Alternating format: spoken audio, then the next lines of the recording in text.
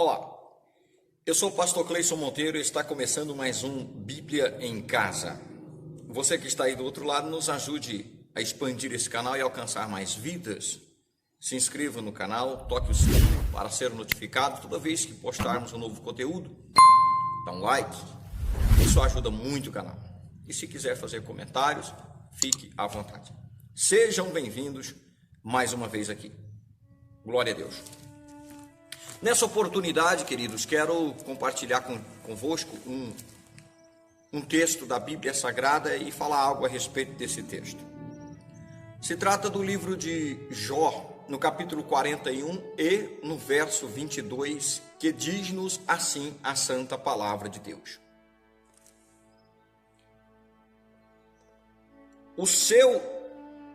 No seu pescoço pousa a força, perante ele até a tristeza salta de prazer. Pois bem, quantos não já ouvimos esse versículo ser citado, né? E muitas vezes ele é citado dizendo que na sua presença, até a tristeza salta de prazer ou de alegria, essa sua presença é a de Deus, não é? Quantas vezes nós não já ouvimos, porque está escrito que na presença de Deus, até a tristeza salta de alegria, ou de prazer, né? Eu mesmo já ouvi muitas vezes. O caso é que na presença de Deus, a tristeza salta de alegria. É uma verdade. É uma verdade. Se houver conotação de ideias, a ideia, ela fixa bem. É óbvio que qualquer sentimento negativo na presença de Deus é, através da sua grandeza, transformar-se-á em uma outra coisa boa. Não precisa ser só tristeza. Falando de conotação. Mas quando a gente diz que a Bíblia diz, a gente arruma um problema, porque ela não diz. A Bíblia diz que na presença de Deus, a tristeza salta de alegria ou de prazer. Não. É na presença do Leviatã. Mais uma vez, se fizermos conotação da pessoa de Deus para as expressões que ele está dando para Jó sobre esse animal, o Leviatã, da grandeza desse animal, do poderio desse animal, se fizermos conotação dessas qualificações, também dá certo. Por quê? Porque esse animal, o Leviatã, queridos, ele é motivo de especulação pelo mundo todo. Todos os estudiosos, doutores, PhDs em Bíblia, em hebraico, você ouve, você estuda, você vai atrás para saber quem é o Leviatã, o que é o Leviatã, e no final das conclusões, o que todos vêm dizer são aquelas coisas que ninguém tem coragem de bater o martelo, porque não tem como mesmo bater o martelo. Aí vão dizer, então subtende-se que, então entende-se que, então sempre coisas em que não dá para definir 100%, não dá, tá? A raiz da palavra no hebraico, porque dá para ser crocodilo, tá bom, dá para ser hipopótamo, né? Dá para ser, isso não vai resolver muito, por quê? Porque se a gente encontrar esse animal, se a gente for por raiz de palavra, o que diz no hebraico, encontrar esse animal, descobrir que animal seria esse, pela raiz da palavra, pelo nome Leviatã, não resolve, porque a gente teria que depois disso encontrar esse animal na fauna, e não é na fauna regional sua ou minha, é no mundo. Esse animal, ele, pelas características dadas por Deus, esse animal ele não existiu nos dias em que o homem está na terra. Pelo menos nos dias em que o homem está na terra, esse animal ele não foi catalogado, que se sabe não. Esse animal, por mais que nós ainda temos alguma coisa de dinossauros, encontramos ossos, existe esqueletos aí de dinossauros de 10 metros e que por computação gráfica chegou-se a pesar 7 toneladas e meia, monstros, né? Brachiossauros, o Tiranossauro Rex, né? Triceratops, enfim, por mais que a gente tenha esses registros, e não é no tempo em que o homem estava na Terra, milhões de anos antes disso, esse animal descrito por Deus aqui ainda é um animal muito peculiar, é muito diferente dos dinossauros já encontrados. Esse animal aqui, ele é um animal, ou ele é um hipérbole em que Deus está dando para Jó, somente para explicar para Jó a grandeza em que esse animal tem. E essa grandeza é como se fosse a própria grandeza de Deus, porque na expressão que Deus dá, ninguém caça esse animal. Na expressão que Deus dá, não há nada que o mate. Ele é impossível de ser capturado. Eu vou ler aqui alguns trechos, mas você que pode, depois leia todo o capítulo 41, que é todo para expressar isso. Algumas vezes Deus vai usar um animal em terceira pessoa e na mesma hora que ele está falando em terceira pessoa, ele vai trazer para ele, para a primeira pessoa. Então entende-se que ele quer fazer uma personificação desse animal e mostrar a pequenez de Jó, porque ele está num diálogo com Jó e fazendo perguntas para Jó sobre a grandeza desse animal, se ele pode capturá-lo. Olha, repara, eu vou ler aqui mais uma vez. Leia comigo o verso 10. Ninguém há tão atrevido que a despertá-lo se atreva. Quem, pois, é aquele que ousa erguer-se diante de mim? Repararam? Ninguém há tão atrevido que despertá-lo se atreva. Terceira pessoa, ele está falando do animal. Mas na parte B do mesmo verso, ele diz: quem vai susteter diante de mim, susteter-se diante de mim? Ele muda do animal para o próprio Deus. Então ele faz aqui uma personificação, uma conotação de ideias, falando da grandeza desse animal. Então a ideia de quando Deus faz isso, é de que talvez esse animal seja isso mesmo, uma hipérbole, umas afirmações exageradas de animais que Jó nem conhecia, e que provavelmente Deus havia criado esse animal em algum momento da esfera do planeta, antes de pôr o homem na Terra, talvez antes dos dinossauros, ninguém sabe. Ninguém sabe, porque, como eu disse, não há catalogado, não há experiências no mundo desse animal. Vou ler mais um texto. No verso 18: cada um dos seus espirros faz resplandecer a luz, e os seus olhos são como as pestanas da alva. Da sua boca saem tochas, faíscas de fogo saltam dela. Do seu nariz procede fumaça, como de uma panela fervente ou de uma grande caldeira. O seu hálito faz acender os carvões, e da sua boca sai chama.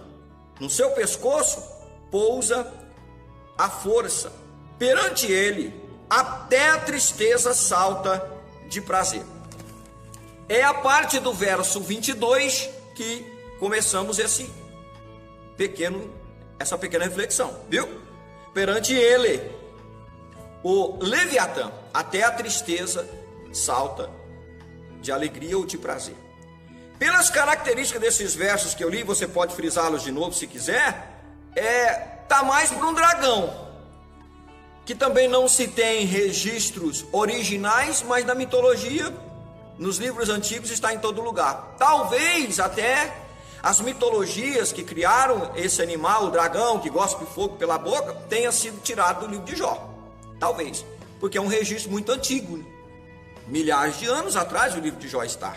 Então, repare que nas características desse animal, não adianta a gente querer saber na raiz da palavra o que dá, porque se dá crocodilo, como muitos afirmam, crocodilo não passa nem perto, nem os crocodilos do Nilo lá, com 6 metros, com 1 tonelada e tanta, não passa perto disso daqui, não passa perto, né? Esse aqui solta fogo para a boca, o hálito dele acende carvão. Então ou é um hipérbole de um animal que Deus está criando, né? Deus está fazendo umas afirmações em que ele limita qualquer caçador na terra de tocar nesse animal, mostrando da grandeza de um produto que ele criou, como se ele dissesse para Jó: se você não pode chegar perto desse animal, imagine perto do criador desse animal, que sou eu. Porque a ideia do capítulo 40 e o capítulo 41 para Jó é essa: Deus está mostrando para Jó a grandeza dele. Tem trechos aqui que Deus vai perguntar: onde estavas tu quando eu fundava a terra? Onde estavas tu quando eu criei as constelações, o Órion, a grande ursa? Onde você estava? Quer dizer, fazendo perguntas para Jó, que é claro que ele não tem condições de responder, e nenhum ser humano tem. Deus mostrando sua grandeza. E quando ele chega nesse capítulo, ele descreve esse animal.